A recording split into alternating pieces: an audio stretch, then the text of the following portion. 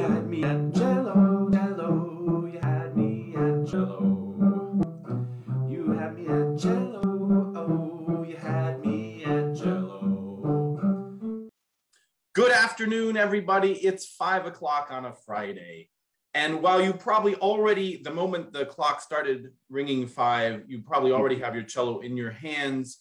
And that I salute that sentiment, but just hold off just a little bit, because it's so much better still to start even that first weekend practice session really driven with a mission and with verve and conviction, the inspiration for which you may well get from this interview.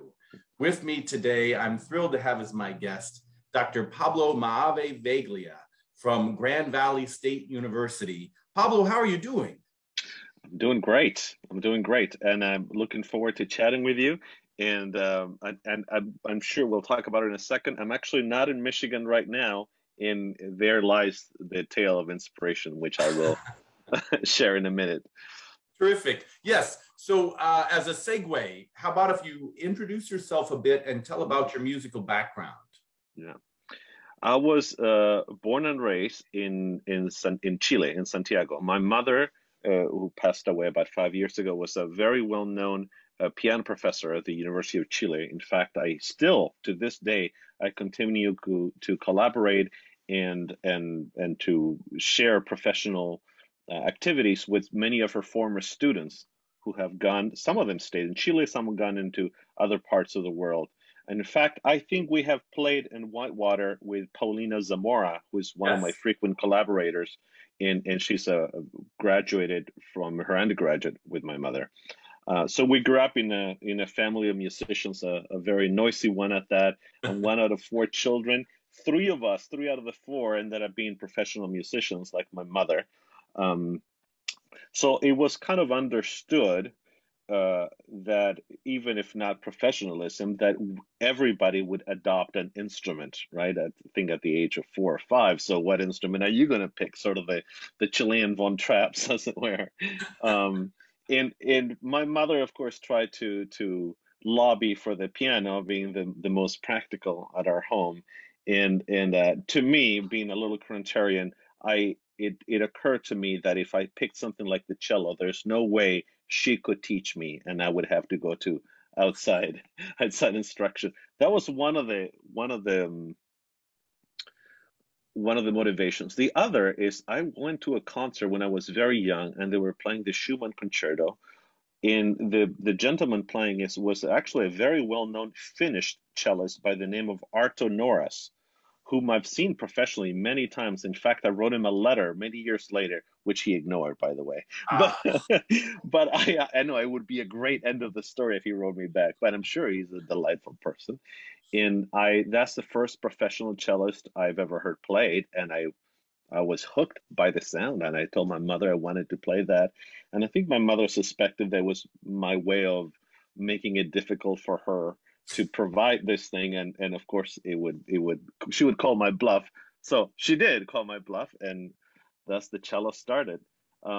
My instruction in Chile was, I would say, very unusual. In fact, the cello teacher I had there for most of my childhood was a wonderful gentleman, a former Fournier student that had schooled in France by the name of Arnaldo Fuentes. He died, I want to say, maybe 10 years ago. And I remember writing a little piece as an appreciation. And I was perhaps exceeded the candor that they were expecting for such a situation. And I will paraphrase it. It was very unorthodox teaching in that the technical fundaments and skeleton was, I don't want to say ignored, but certainly undervalued. He even told me things like, oh, we're not going to do scales or etudes. We're just going to study whatever technical problems we find in the works that we approach. Even as an 8-year-old, I remember thinking something to the effect of, what are the chances that whatever work we pick has technical matters that are introduced in some kind of pedagogical sequence? I'm sure I did not use his words as a 9-year-old, but I was still thinking, That's not how my mother teaches in the piano. But of course, you go with whatever the teacher says. By the time I'm a teenager, 14 and 15, this is evident to me that I'm just being given whatever work he likes, and I'm just stammering through these technical requirements without any kind of process. However, I'll say this other thing about Mr. Fuentes, who was a wonderful guy. He made me excited about music and made me love music in a way that by the time I went to Eastman as an undergraduate, in that sense, not in others, I was way above everybody else. He would do things like, and I recall this episode in my piece about when he passed away. We were doing some Beethoven sonata and had a tremolo, and I had no idea what a tremolo is. I'm 11 years old, which begs the question, what is an 11-year-old doing with a Beethoven sonata? But that's a different matter. And he goes, "Oh, you have to do this more a la Bruckner 4." And I'm like, "A la what? The what?" So we put the cello down, we go to his living room, we get out the record of Bruckner 4, and we listen to the entire first movement, which, go listen to it. It starts with the most shimmering, stunning tremolo in the strings, and the horn just emanates from this like a magical miasma. It is stunning. And we listened to the whole thing, which elongated the lesson for another 35 minutes or something. So there was no sense of efficiency in the teaching. And yet, to this day, I adore Bruckner, probably for this reason. um, and I remember when I had the opportunity to leave Chile and go to the United States, I did so almost, I don't want to say with anger, but with a desire to kind of stick it to the man and kind of undo all the wrongs of my previous education. I have lived long enough to really appreciate and learn of how important it is to love this discipline, to just be excited, to know the opening of Bruckner 4, even if you can't play a scale. I'm not sure that's the right sequence of events, but to know music outside of what you're playing, because it's the thing that is going to give you the desire and the motivation to go not through high school, but to go through the next 30 years of however many you have left. Absolutely. Excellent. Well, let's see. Just in order, let's go ahead and catch the reference you made earlier that you're not in Michigan, but you Right. are being inspired yourself. Tell about that. Is Well, this year has been a little bit unusual. That's a bit of an understatement. But as a professional musician, I do a lot of touring, a lot of performing in the summers, particularly. And for classical musicians, these are hired and contracted good 6 months in advance. Obviously, this summer has been very empty. And as you noted in my schedule, then the fall starts getting. In fact, I'm getting more calls now, and still have to update my schedule for the fall. So I decided that I would take some trips on my own for personal. I hate to call it growth, because should hope I've done enough character building up until this point. But I decided to come hiking here in Maine. I'm in Maine right now, Acadia National Park. I still have a few students and other things that I'm teaching online. So my schedule is I work from 9 until 11:30 or noon, and then the rest of the day I go meet the local flora and fauna in Acadia, which is absolutely stunning. But I still have this spot of Wi-Fi in my Airbnb where I can do this kind of thing, which is why I'm looking a little more greasely than I usually would as a professor. I apologize for that. I digging my things. I didn't bring a racer to this trip, so imagine I'm a little more clean cut usually as a professor. I find it very important to find beauty and find balance and find comfort, all the things we seek in music on things outside of it. These things are never, by the time you get to be fluent enough in things of structure and technique, then you find a really common, a fluent communication from the outside world into the music, right? When we are learning chords, we think, oh, the B flat there, the C sharp, the fourth finger. if you read of Tchaikovsky's letters or Brahms' letters, there's a very fluent communication. I saw the landscape. I saw the beauty of this lake, and this piece just came through, right? It seems to have bypassed there. There's a B flat here, right? There is a bit of communication, but by the time you get very fluent, that communication happens very quickly and very fluently. And I find that at my age, I do seek that that inspiration and that kind of recharging in ways that I find it communicates to music again very easily. Tremendous. Yeah, in a way, maybe somewhat like improvisation, Mm. where you think bigger picture, and the conscious brain gets to let go a little bit of some of the Right. minutia. Yeah. All I right. think we've all, I'm sure students have had that experience too. Maybe not at first in an orchestra, but as you become more fluent and technically more proficient, where you realize that the conductor went like, he or she went like this, give you a downbeat, and then your bow arm did this. Wow, that's a lot of math, right? There's this thing, and then you go, oh, that's going to be a mezzo forte. Therefore, I'm going to do a martellet starting at the frog about this much weight on this contact point. That's a lot of stuff going on. You just had a moment there but for that, you need to have a fluent enough technique for those things to be seemingly automatic, which they're not. Of course, they're not automatic, right? You have developed this habits that eventually you can communicate that quickly. And when you do that, then you're hooked, right? Yeah. You're totally hooked.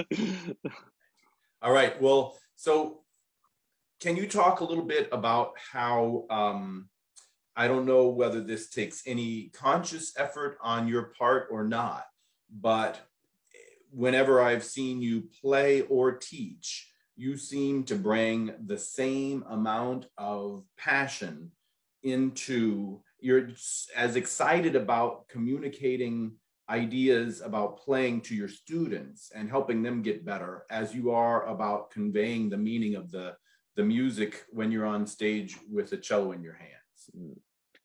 Well, that's very kind of you. And uh, I have worked through my life, especially as of late, the last 20 years. I've worked a lot with actors. I've done a lot of music for plays. I have a lot of friends that are actors, and they can be a rowdy bunch. But working with actors, you realize they could learn a lot from us in terms of the learning process, but we could also from them. Actors tend to not really practice much.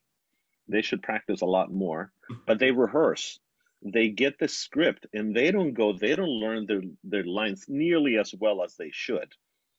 Um, but they actually learn from the get-go. They're learning their lines and they're always in context, right? So if their lines is, well, I'm going to be here at 5:30 tomorrow. They never learn that in a vacuum.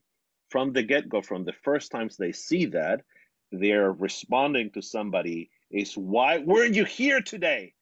Well, I'm going to be here. Then, right, those words are never without that meaning. It's always very charged. I think working with actors, I wish they'd learned their lines earlier, right?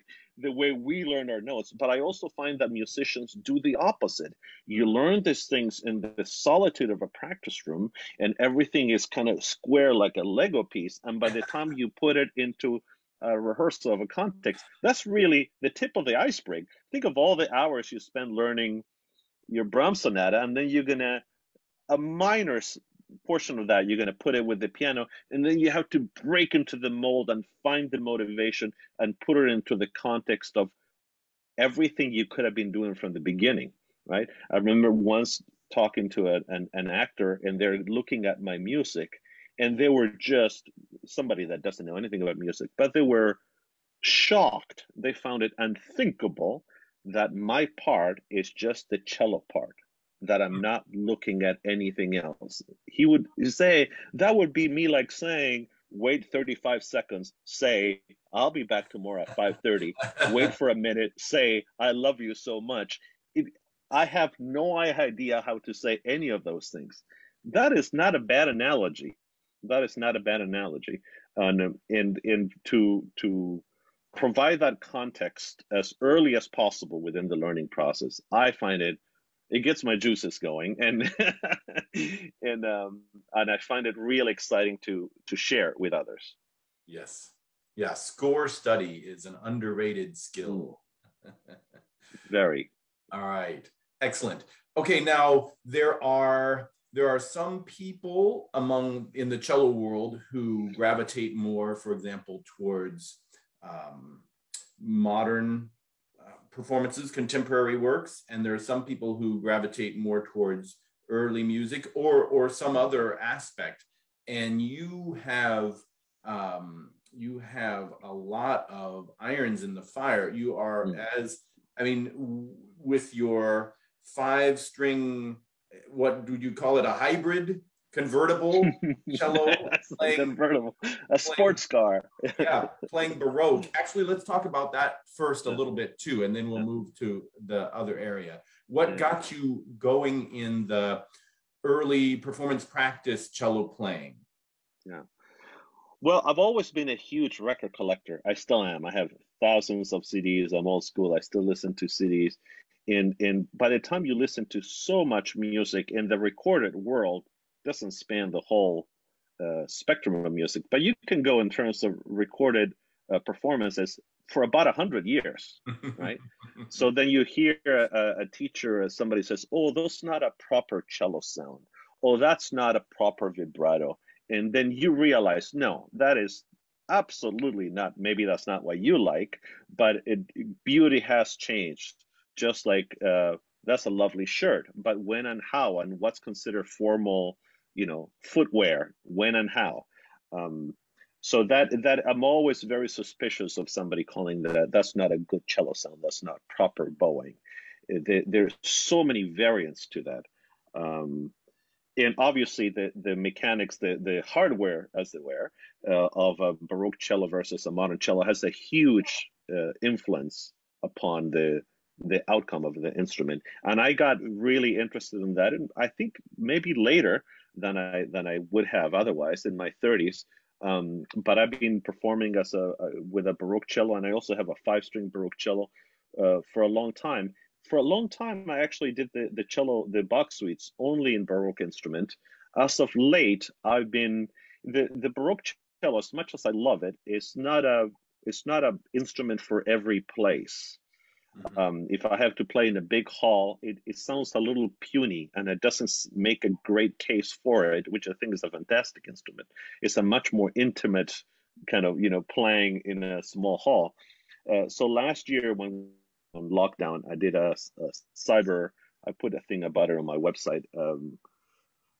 Recording of all the Bach suites live, and I use different halls and different rooms at my university, and depending on the room, I use a different instrument. I think I used 3 cellos total for the 6 suites, and just like moving languages, which English is not my native language, I have found that you go from having one way of saying things and then translating that to yourself to reverse engineer into another to eventual just being a polyglot. And in fact, then you develop slightly different personalities. There are things that would feel really fake to me to say in English or Spanish. I think being a dad, for example, is a Spanish thing. For me, I speak with my daughters in Spanish, and every once in a while, if we're in a different context and I start talking to them in English, they find that I'm so stern, or it's like, why are you talking to me like that? No, it's just the language. Teaching has been mostly in English for me, so you develop slightly different personalities. It's not a perfect translation of everything, and you favor different idioms and different traits and different things. And then you develop the sense that you are, as Walt Whitman said it, we are those multitudes of the different things that are within us. Tremendous. All right. Pablo, tell about some of your upcoming performances and projects. About 2 years ago, Benjamin, I was visiting a friend of mine at St. Mark's Episcopal Church. I was going to say just down the street. Now I'm in Maine. in Michigan. And I'm there sitting and there's a little plaque on the church and it says, here, the church music director for in the 20s, I think it was Leo Sowerby, Pulitzer Prize winning composer, blah, blah, blah. So I got to look this guy up. I didn't know who that was. It turns out Leo Sowerby was actually a well-known musical figure, not among instrumentalists so much. If you have a friend that plays the harpsichord or organ or is a church musician, I guarantee it, they have heard of Leo Sowerby, who was originally from Grand Rapids and had Pulitzer Prize winning in 1944. Sadly for him, it was the year before Copeland got it for Appalachian Spring. So he was a little bit eclipsed by this high watermark of American music. And also I think that piece kind of redefined a little bit what American music was supposed to sound like. So things prior to that sounded a little fuddy-duddy, I think, to a lot of people. But it's really wonderful music. And just out of curiosity, I found out that this gentleman had written a cello concerto in 1934 that got played in New York by none other than Alfred Waldstein, who was then, I think, probably the first great American-born cello virtuoso. Right? So this had a interesting reviews and everything. I looked into the music. I found one surviving score in Chicago, which I dug up in various states of disrepair. So it took a little bit of surgery. So this was my sabbatical project. I brought this back from the dead. It took different amounts of surgery, and I wrote an essay that kind of puts it into the context of his compositional life. This is kind of towards the end of him writing symphonic music. And after that, he dedicated almost exclusively to organ and church music. And that music tends to be more accessible and conservative than the symphonic music by the same composer. So this is more adventurous in terms of chromaticism and form and other things. So it's been a quite... When I started this project on sabbatical, I thought, take me a few months. It's one of those things, the more you dug out, the more there was. And then I thought, there was no way. I had a lot of performing to do in South America during my sabbatical. There's no way I'll be able to finish it. Pandemic ensued. And then I was actually with my father in Chile, in South America, who's 93. So we kind of vacuum sealed the house, and I did little else but work on this project and practice this concerto. So I finished the darn thing about 6 months later, and I wrote this essay that in the score that is going to be published, I think, later this year. Fingers crossed. Make sure I'll send you a copy. I think you'd be interested. Excellent. Yeah. I think it's a lovely piece, and so I'm also doing almost done with a piano reduction, which is, I'm not a pianist, so I'm having a pianist kind of help me out with it a little bit, and in doing a piano performance, and we'll do a video of it too. We'll post it online. I'll do a section of it on my website. I think, as far as I hate to make this claim without 100% certainty, I think it's the earliest American cello concerto. I could not find one that predated this. Somebody will prove me wrong, I'm sure. That's there's Victor Herbert, which is very American in many ways, but of course he was not American born. So yeah, that's extremely cool. And tell a little about your Boccherini G major edition too. Oh yeah. A few years back, I was asked to play a Boccherini concerto, which of course I grew up playing the Grützmacher version of the B flat, and which is a nice piece. I don't mind students playing it. I think he did better concertos in his own that with the Grützmacher edition. So I've always loved the G major concerto, which I know Anne Bilsma had recorded with this orchestra in Tafel Music in Toronto. And I know a lot of people in that orchestra. I have a lot of friends in that orchestra.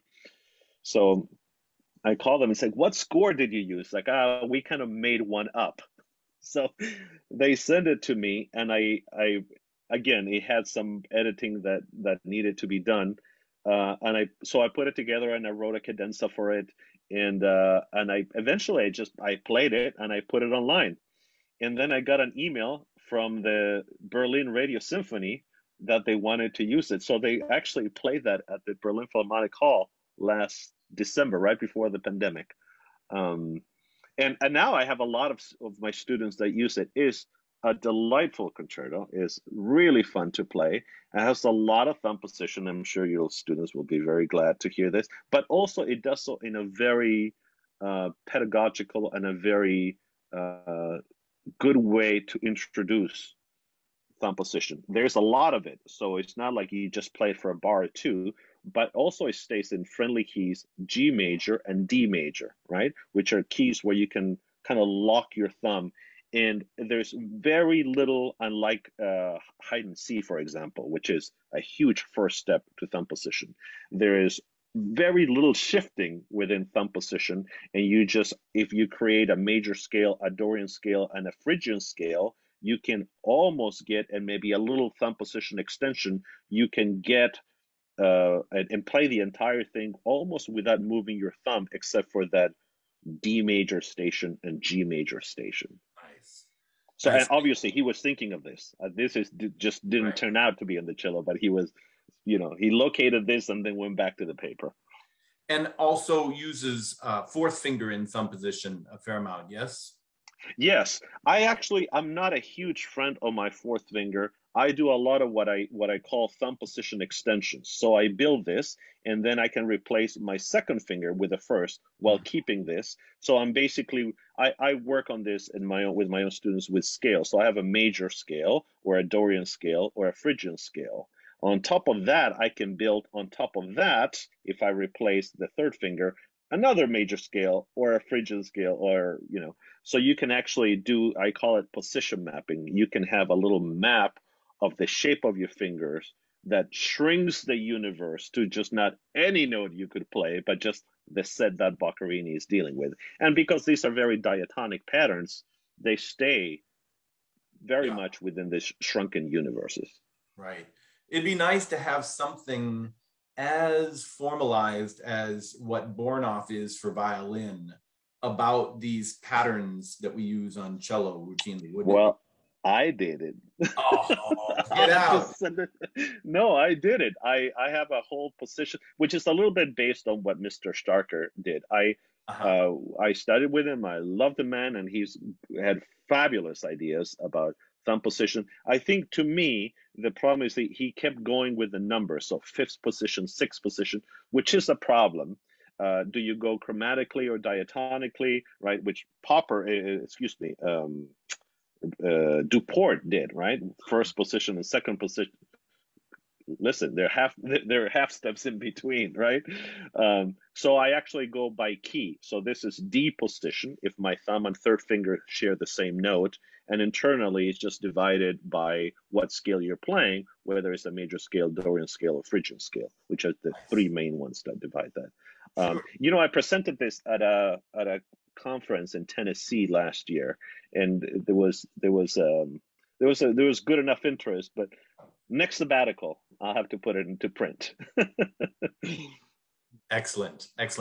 Hey, you are also, like I said, you've got a lot of interest in the cello world. You're also a champion of a lot of contemporary music, including Latin American music. Yeah. And in fact, last week, my guest was Luis Miguel Roja of Puerto Rico. Yeah. And he recommended, I've got it right here, 4 of the composers, Latin American composers he recommended were Eugenio Toussaint, Camargo Guarnieri, Arturo Marquez, and Paul Desen. Yeah. Whom would you add to that list? That's a really good question. Camargo Guarnieri is a Brazilian composer, not unlike Villalobos in many ways. So definitely gorgeous music. Paul Desen was himself a cellist, Venezuelan. I've played some of his music. It's all very intricate. There's a whole piece all in harmonics, and obviously it just maximizes the possibilities of the cello in that regard. I would add somebody that is perhaps not as folk-inspired as those people, but the Chilean Juan Orrego Salas, who wrote a good amount for the cello, including a cello concerto that Mr. Starker premiered, and then he re-revised, and I did a version with piano that's also on my website. It's a more classically oriented piece, but I think is really lyrical and really a beautiful work. Gosh, there's so much music out there. Mhm. There is a gentleman, a Venezuelan cellist. I think maybe you know him by the name of Germán Marcano. Marcano. Yeah, Marcano. I did my doctorate. We were students together, and he actually part of his dissertation was to publish a whole volume that cataloged all Latin American music, and then he printed it. In fact, he gave me a beautiful printing edition. And of course, with printing, the things that happen as soon as it's printed, the thing is obsolete. So he made it into a website, and this thing grew so vast and so influential that it got sponsored under the umbrella of the Sphinx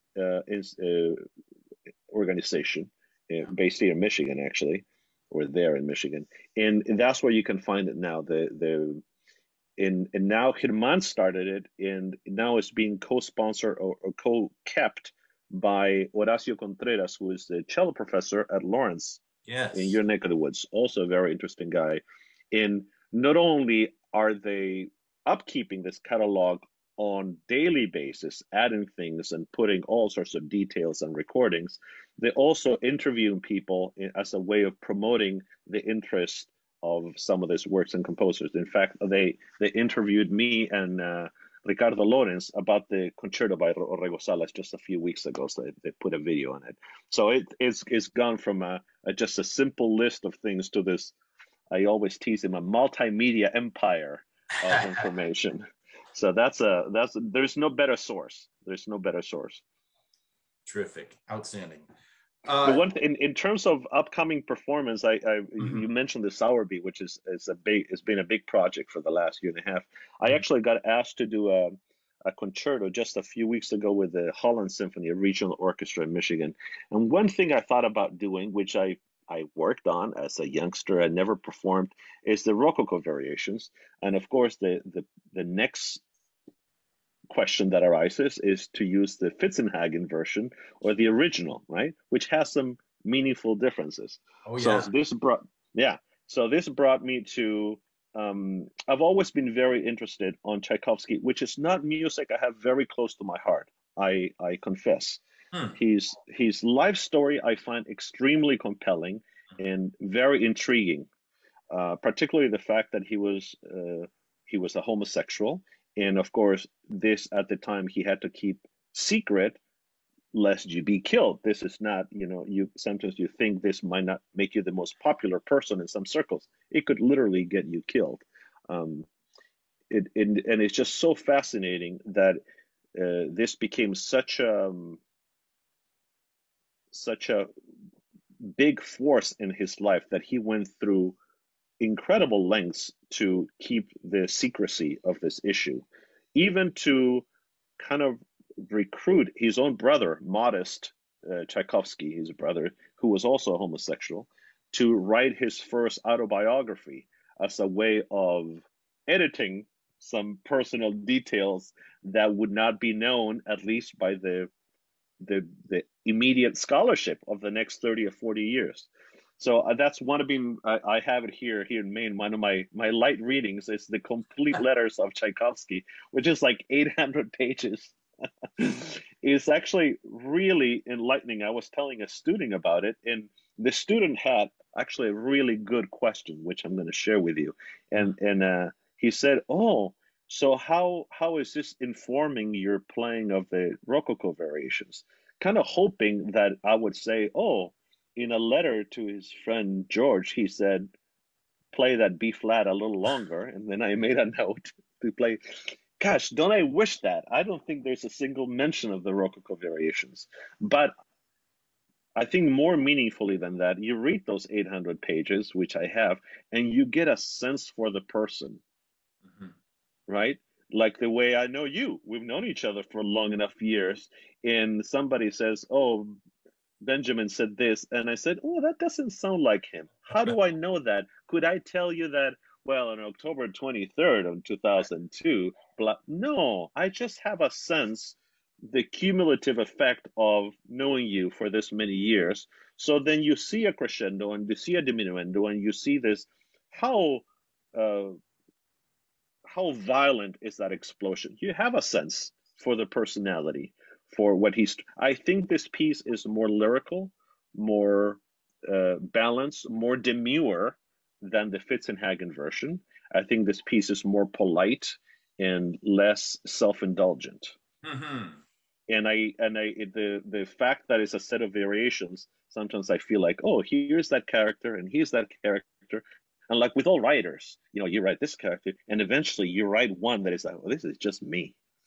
Right. And I do think, I'm not going to tell you which one. I think there is one variation where it's like, oh, that is just him. That I'm not going to tell you which one. There's one that is just so lonely, which he was. He was by nature almost frozen, in some places just really paralyzed by his own loneliness, not insecurity, but loneliness, his inability to share with others outside of music. And there's one variation to me, it's like, okay, that's a personal portrait.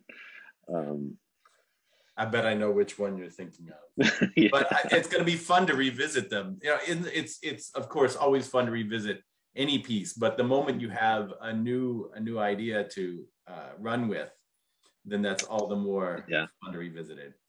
Yeah. Well, Pablo, thanks so much. This has been a real treat. It always is to talk to you, and I'm thrilled that the viewers get to hear this, all of these thoughts as well. So thank you.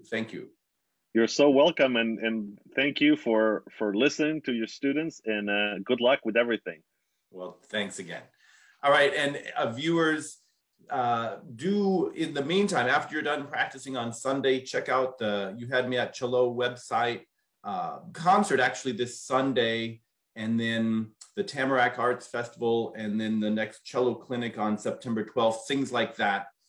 And then next Friday, a week from now, my guest will be Alexa Zakutansky, a graduate of UW-Whitewater, who is now in the Mukwonago School District.